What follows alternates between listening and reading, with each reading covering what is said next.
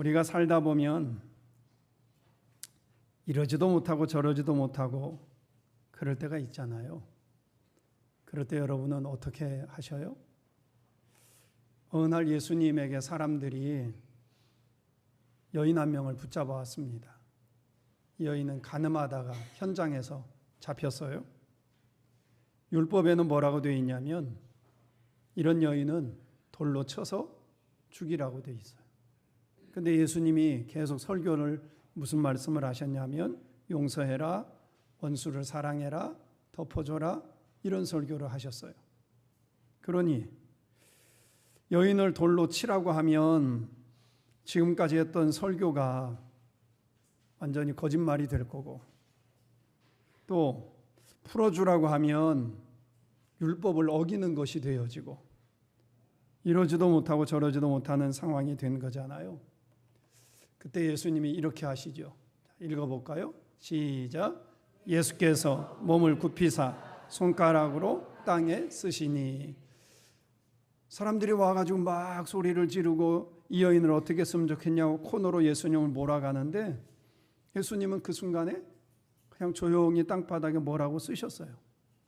뭐라고 썼는지는 모르지만 어쨌든 예수님이 어느 대답도 안 하시고 몸을 굽혀서 손가락으로 땅에다가 뭐라고 쓰셨어요. 그리고는 일어나서 무슨 말씀을 하시냐면 너희 중에 죄 없는 자가 먼저 돌로 쳐라. 성도 여러분, 이렇게도 저렇게도 할 수 없는 난감한 상황이 놓일 때 답답하죠. 당장 뭔가를 결정해야 하는데 지금 이 순간 결정하지 않으면 큰일이 날 것 같은데, 그런데 그때요, 그럴수록 필요한 게 뭐냐면 잠깐 멈추는 겁니다. 먼저 들리는 소리, 먼저 떠오르는 생각, 그것보다 그 순간에 더 필요한 게 뭐냐면 올바른 소리가 필요하고 올바른 판단이 필요하잖아요. 그래서 잠깐 몸을 굽히고 손가락으로 땅에 뭘 쓰셨던 예수님처럼 잠깐 멈추는 게 중요합니다. 그리고 내 생각이 아니라 하나님의 생각이 뭘까? 하나님이 뭐라고 말씀하실까? 여기에 우리 생각을 기울이는 게 중요하죠. 여기까지 인도하신 분이 하나님이잖아요. 당신의 독생자 예수를 죽이시면서까지도 저와 여러분을 살려내신 분이시잖아요. 어찌 그 하나님이 지금 내가 처한 난처한 상황을 모르시겠냐 말이에요. 그래서 그 순간에 답은 하나님에게 있는 줄로 믿습니다. 급할수록, 중요할수록, 힘이 들면 힘이 들수록 더 하나님에게 집중합시다. 하나님이 분명히 건져주시고 회복시켜 주실 줄로 믿습니다. 예수님이 변화산에서 이제 내려오셨어요. 이튿날 밤새도록 이제 사건이 그 산 위에서 있었고 산 아래로 내려왔더니 예수님을 기다리던 사람들이 많이 있었죠. 그 중에 어떤 사람이 예수님께 와서 소리를 외치게 됩니다. 자기 아들을 돌봐달라는 거예요. 자, 37절, 38절을 다시 한 번만 읽어볼까요? 37, 38절입니다. 시작. 이튿날 산에서 내려오시니 큰 무리가 맞을세 무리 중에 한 사람이 소리질러 이르되 선생님 청컨대 내 아들을 돌보아 주옵소서. 이는 내 외아들이니이다. 이 아버지에게는 너무나도 소중한 아들인데 이 아들에게 문제가 생겼어요.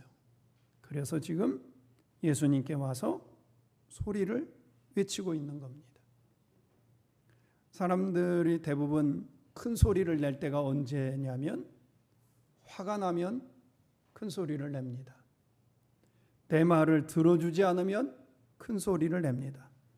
그리고 이런 말도 합니다. 내가 누군 줄 알아? 라고 말을 합니다. 기분 나쁘다고 소리 지릅니다. 절대로 그렇게 내 생각하고 다른데 그렇게 가면 안 될 것 같으니까 소리를 지릅니다. 여러분이 얌전하셔서 소리를 지르실 일이 없겠지만 저는 성격이 그렇지 않아서 소리를 가끔 지릅니다. 그런데 이상한 건요, 문제 해결을 위해서 소리를 치는데 마음처럼 소리치는 것처럼 문제 해결이 잘 되냐? 안 돼요. 내 말을 좀 들으라고 소리를 치는데도 그럴수록 상대방이 더 귀를 막아요. 소리를 지르면 화가 풀릴 것 같은데 화가 풀리는 게 아니라 더 열불이 나요. 성도 여러분, 사람에게 소리를 치면 칠수록 행복이 만들어질 것 같지만 그렇지가 않잖아요. 행복이 더 만들어지는 게 아니라 더 깨져요. 상처를 없애기 위해서 소리를 치는데 오히려 상처가 더 깊어져요. 얼마나 속상하고 얼마나 답답하면 그렇게 핏대를 세우면서 소리를 외칠까라는 생각이 들기도 하지만 그건 소리를 높이는 사람이나 상대방이나 모두가 다 상처를 받는 일이 소리를 지르는 일이잖아요. 다윗은 사울 때문에 화가 나잖아요. 서 있는 면전에서 창을 던지기도 하고 군사를 이끌고 와서 꼬마 한 명 잡으려고 군사를 이끌고 와서 이 다윗을 죽이려고 하고 외국으로 도망갔는데도 거기까지 쫓아오고 아무리 선의를 베풀고 다윗이 사울을 살려줬는데도 또 사울이 마음을 고쳐먹고 악한 마음으로 또다시 다윗을 잡으려고 그렇게 쫓아다니잖아요. 온통 왕의 생각이 10대의 꼬마 한 명 잡으려고 전 군사를 동원하는 이런 일들이 일어나잖아요. 이때 다윗은 어떻게 해요? 사울에게 가서 소리치지 않아요. 사울의 아들 요나단에게 화풀이하지 않아요. 다윗은 하나님께 가잖아요. 하나님께 가서 자기의 답답한 마음과 그리고 화가 나는 마음과 속상한 이 마음을 사람에게 내뱉지 아니하고 하나님께 내뱉습니다. 그리고 하나님이 해결해 달라고, 하나님이 이 문제를 풀어달라고 하나님 앞에 와서 자기의 그 속마음을 가감없이 그냥 외칩니다. 그래서 어느 때 보면 시편에 등장하는 다윗의 모습을 보면 아니 이런 사람이 무슨 위대한 왕이야? 할 정도로 심한 말들이 쏟아져요. 근데 그게 자기의 솔직한 마음을 하나님께 내놓은 겁니다. 사람에게 퍼붓지 않고 하나님에게 한 거예요. 오늘 본문의 이 아버지도 생각해 보세요. 외아들이에요. 근데 이 외아들이 흉악한 귀신에 들렸어요. 정상적인 삶을 못 살아요. 얼마나 이 아버지 입장에서 속이 상하고 속이 터지고 그러겠냐 말이에요. 예수님의 제자들에게 부탁을 했는데 해결이 되지 않았어요. 그때 이 아버지의 선택은 예수님께 소리를 외치는 걸 선택합니다. 사람들을 쫓아다녀서 안 되던 그 문제를 예수님께 와서 나의 속상함을, 내 외아들이 흉악한 귀신이 들렸습니다. 사람들이 다 들을 거 아니에요. 창피한 일이잖아요. 그런데도 하나님 앞에 외치면, 예수님 앞에 와서 외치면 해결이 될 거다, 이 마음으로 예수님께 소리를 높인 거잖아요. 그랬을 때 우리가 이 말씀을 하는 것처럼 이 아이가 치료가 되어지고 아버지가 기대하고 꿈꿨던 그런 일들이 일어나게 됩니다. 성도 여러분, 사람에게 소리를 지르면 지를수록 문제는 해결되지 않습니다. 더 꼬입니다. 상처는 더 깊어지고 관계는 더 깨질 겁니다. 사람에게 외칠수록 더 많이 실망하실 겁니다. 그런데 하나님 앞에 와서 소리를 외치면 그게 허공에 치는 소리가 아닙니다. 그 소리를 하나님이 들으십니다. 성경에 이렇게 되어 있습니다. 시작. 환난 날에 나를 부르라. 내가 너를 건지리니 내가 나를 영화롭게 하리로다. 저 환난이 지금 이 아버지 입장에서는 아들이 귀신 들린 게 환난이고, 어떤 사람에게는 병이 들은 게 환난이고, 어떤 사람은 관계가 깨진 게 환난이잖아요. 그때 문제 해결하려고 사람 찾아가지 말아라. 그보다 먼저 나를 불러라. 나에게 와서 외쳐라. 내가 너를 그 고난과 고민 속에 있는 그 환난에서 내가 너를 건질 테니까. 그리고 거기에 묶여 사는 사람이 아니라 너를 영화롭게 만들 테니까 너는 사람에게 가지 말고 나에게 와서 그 문제를 고백해라. 이렇게 말씀하시는 거예요. 정말 힘들고 어려운 일이 일어나서 누군가를 붙잡고라도 하소연하고 싶은 이런 마음이 들 때 성도 여러분, 하나님께 옵시다. 하나님께 와서 하나님, 내 마음이 지금, 내 상황이 지금 이렇습니다. 우리 집에 일어난 문제가 지금 이렇습니다. 내가 처해 있는 처지가 이럴 수도 없고 저럴 수도 없는 내 처지가 지금 이렇습니다. 하나님, 나를 좀 불쌍히 여겨주세요. 이렇게 하나님 앞에 외칠 수 있기를 소망합니다. 본문의 이 아버지는 예수님께 와서 소리 지른 이유가 39절에 설명이 되어 있습니다. 39절을 한번 읽어보겠습니다. 시작.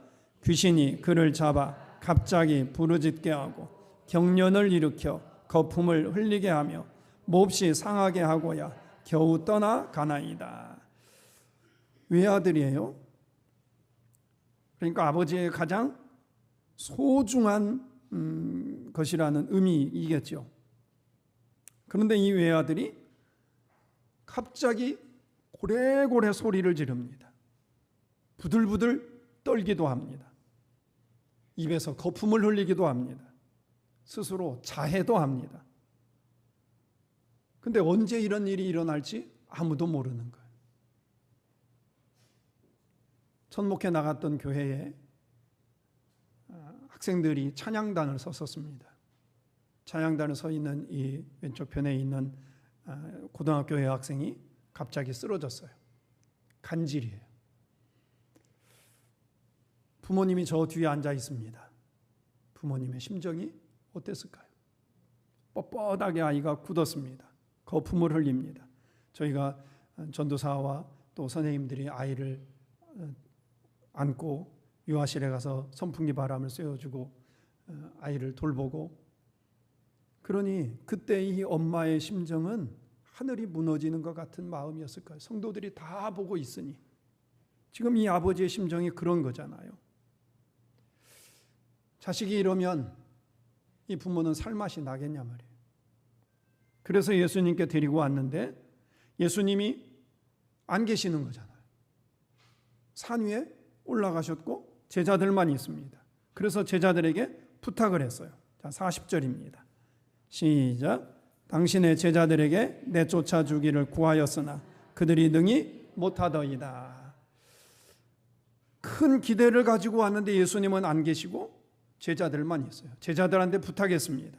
제자들의 소문이 이미 났으니까 치료해 주리라 생각을 했습니다. 안 됐어요. 지금 오늘 우리가 9장 37절을 보고 있는데요. 9장 1절을 한번 볼까요?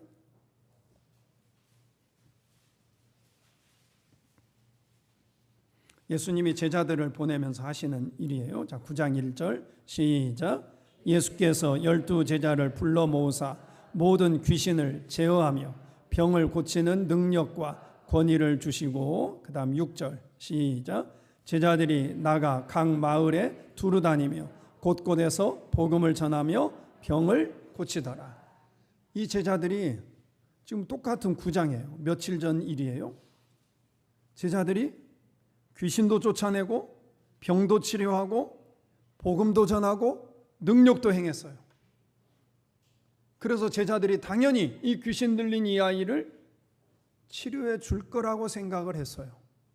근데 못했습니다. 왜 그럴까요? 이 며칠 전 일인데 그때는 귀신을 쫓아내더니 왜 오늘은 못하냐 말이에요.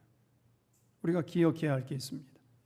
하나님의 능력과 은사와 믿음이 한번 나에게 임한다고 그게 영원할 거라고 착각하셔서는 안 됩니다.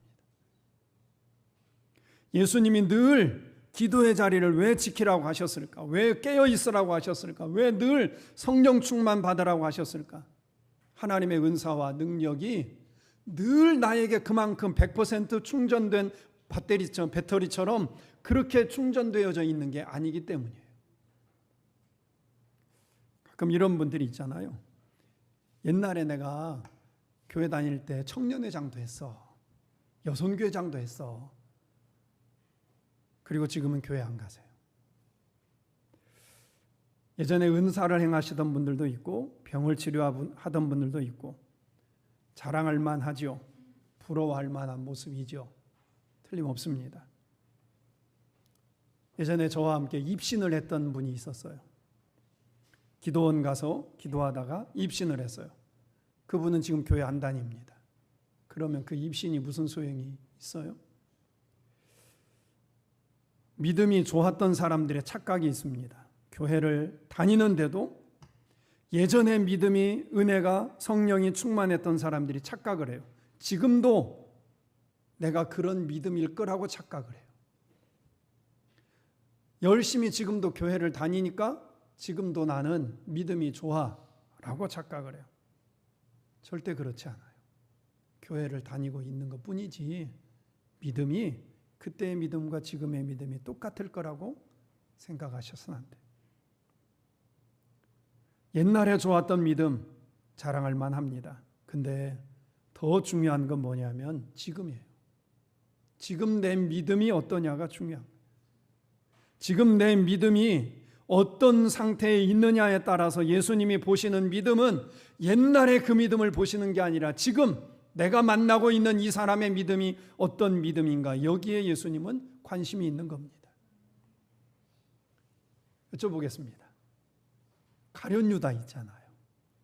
가룟 유다는 귀신을 쫓아내는 은사가 있었을까요? 없었을까요? 조금 전에 읽었잖아요. 12명의 제자들에게 똑같이 줬고 제자들이 다 행했잖아요. 예수님을 팔아넘긴 가룟 유다니까 능력도 없고 망난이었고 늘 그랬을 거라고 생각하지만 아니잖아요. 가룟 유다도 귀신을 쫓아내는 사람이었고 병을 고치는 사람이었고 복음을 전하는 사람이었고 성령 충만한 사람이었어요. 그런데 어느 순간 예수를 팔아넘기는 사람으로 이 사람이 전락하게 되잖아요. 악의 도구가 됩니다. 우리가 구원받는 믿음은 옛날에 내가 성령 체험했던 그 믿음으로 내가 구원이 연결되는 게 아니라 지금도 내가 그 믿음 가지고 있느냐, 지금도 내게 성령 충만하냐, 지금도 예수가 나의 구주임을 믿고 그분이 내 생명의 주인이심을 믿고 그분에게 내 삶을 전적으로 맡기고 살아가고 있느냐, 이것이 우리에게 구원을 좌우하는 거지 옛날에 한번 반짝 그게 중요한 게 아니에요. 41절에 이런 말씀을 해요. 믿음이 없고 패역한 세대요. 두 가지의 의미가 있는데 하나는 그 제자들한테 하는 말이에요. 제자들이 믿음이 좋았다가 곤두박질 친 거예요. 제 주변에 주식을 하는 분들이 계세요. 요즘에 얼굴이 편하지가 않아요. 곤두박질 쳐서 그런가 봐요. 그래서 많이 까 드셨대요. 힘들어 하세요. 근데 제가 설교를 준비하면서 우리의 믿음이 그럴 수도 있겠구나, 곤두박질 치겠구나. 성도 여러분, 옛날 믿음에 은혜 충만했을 때 거기에 묶여 있지 않기를 소망합니다. 우리의 믿음이 지금까지의 믿음 가운데 오늘 믿음이 가장 튼튼한 믿음이어야 하고, 예수님을 만나는 그 순간, 예수님의 부름을 받고 천국에 가는 그 순간이 지금까지 신앙생활 해온 것 중에 가장 아름다운 믿음이 되어야만 합니다. 그래야 하잖아요. 그래서 제자들을 꾸짖는 것, 믿음이 없고 패역한 세대요, 내가 얼마나 너희와 함께 있어야 되겠냐, 잠깐 떨어졌더니 이렇게 믿음이 곤두박질 쳤느냐라고 제자들을 꾸짖는 겁니다. 그리고 또 하나, 믿음이 없고 패역한 세대라는 이 말은 이 아이의 아버지 그리고 주변에 있는 사람들을 꾸짖는 겁니다. 지금 이 아이에게 나타난 현상은 간질이에요. 요즘에도 간질이 있다고 그러는데요, 간질은 이 뇌에 간질균이 들어가서 발작을 일으키는 증세이거든요. 그래서 약을 복용하면 이 간질 현상이 잘 안 나타납니다.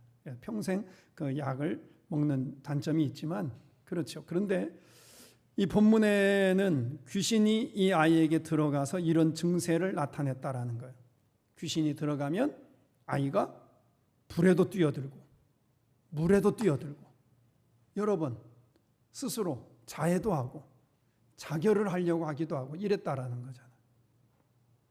근데요, 마가복음 9장에도 이 이야기가 똑같이 나와요. 마가복음에는 뭐라고 되어 있냐면 예수님 물어봐요. 아버지한테. 이 아이가 언제부터 그랬습니까? 그랬더니 아버지 대답이 어렸을 때부터 그랬습니다. 근데 우리가 주변에도 보시지만 어린아이들은요, 우울증이나 정신적인 질환을 잘 걸리지 않아요.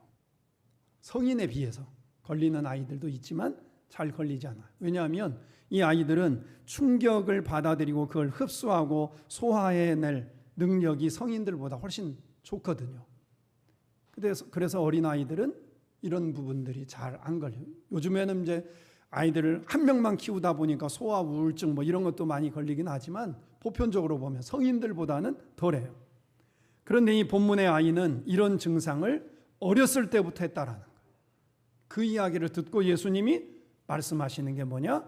믿음이 없고 패역한 세대요.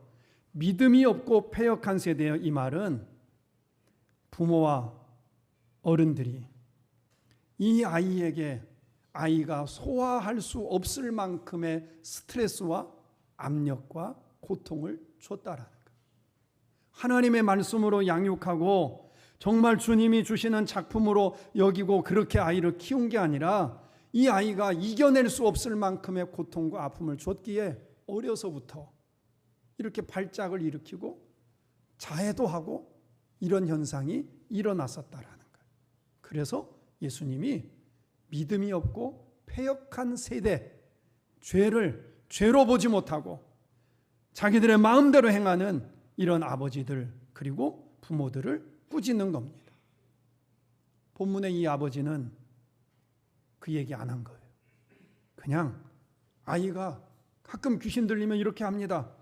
그러니까 자기가 잘못한 걸 모르거니와 그걸 이야기하지도 않았습니다.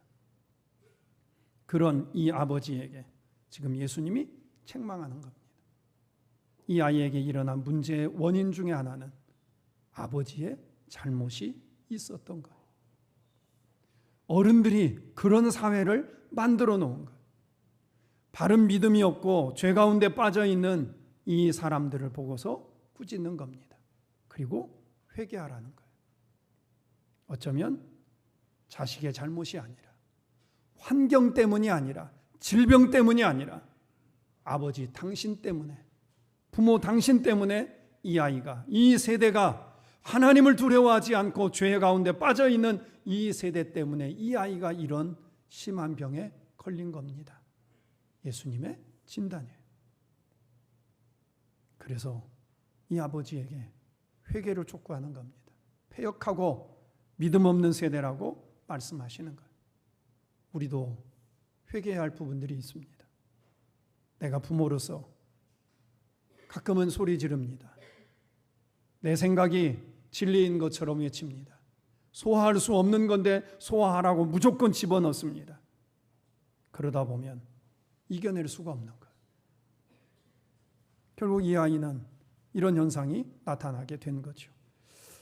예수님은 부모와 어른들의 패역함을 말씀하신 후에 이렇게 연이어 이야기합니다. 41절 2절 41절과 42절을 한번 읽어보겠습니다. 시작. 예수께서 대답하여 이르시되 믿음이 없고 패역한 세대여 내가 얼마나 너희와 함께 있으며 너희에게 참으리요 내 아들을 이리로 데리고 오라 하시니 올 때에 귀신이 그를 거꾸러뜨리고 심한 경련을 일으키게 하는지라 예수께서 더러운 귀신을 꾸짖으시고 아이를 낫게 하사 그 아버지에게 도로 주시니. 41절과 42절을 보시면 이렇게 단계별로 되어 있잖아요. 첫째, 예수님이 데려와라 라고 말씀하셨고, 둘째, 데려오라고 했는데 순순히 안 와요. 발작을 일으켰어요. 셋째, 예수님이 발작을 일으키는 그 아이를 꾸짖었어요. 넷째, 아이에게 있던 귀신이 떠나갔어요. 나았어요. 다섯째, 낳은 아이를 예수님이 부모에게 돌려줬습니다. 이 아이가 원래의 모습으로 회복된 과정을 잘 보시면 가장 중요한 단계는 데려오는 단계입니다. 예수 앞에 와야 사건이 나타나는 거예요. 예수 앞에 와야 기적이 일어나는 거예요. 아이를 데려오라고 하는 순간 아이가 경련을 일으키고 더 심하게 발악을 해요. 그런데도 불구하고 아버지는 포기하지 않잖아요. 예수님께 정말 데리고 오잖아요. 아버지가 책망당하고 치부가 드러났어요. 아버지의 잘못이 드러났어요. 아이의 흠도 드러났어요. 그런데 이 아버지는 포기하지 않아요. 예수님께 끝까지 데리고 옵니다. 그리고 예수님께 맡깁니다. 예수님이 해결해 주세요. 그랬을 때 이 아이는 건강하게 회복된 줄 믿습니다. 성도 여러분, 여러분에게 뭐가 소중하세요? 자식이 소중하지요. 우리의 건강이 소중하지요. 하나님이 주신 일터와 사업장 소중하지요. 절대로 깨져서는 안 되고 없어서도 안 되고 나의 삶의 희망이고 나의 기쁨입니다. 그런데 그게 상처가 나면 속상해요. 이렇게 저렇게 회복해 보려고 하는데 안 돼요. 그때 우리 예수 앞에 와서 소리치기를 소망합니다. 수많은 것들이 가로막고 못 가게 하고 예수님 앞에 엎드리지 못하게 한다고 할지라도 우리가 예수님만 바라보고 예수님 도와주세요. 내 아이, 내게 정말 소중한 하나밖에 없는 아들인데 이 아들 책임져 주세요 했던 이 부모처럼 우리가 그 앞에 엎드리기를 소망합니다. 가로막는 것이 있고 실패한 경험이 있다고 할지라도 끝까지 예수님께 데리고 나오면 거기에 새로운 역사가 일어나게 되리라고 믿습니다.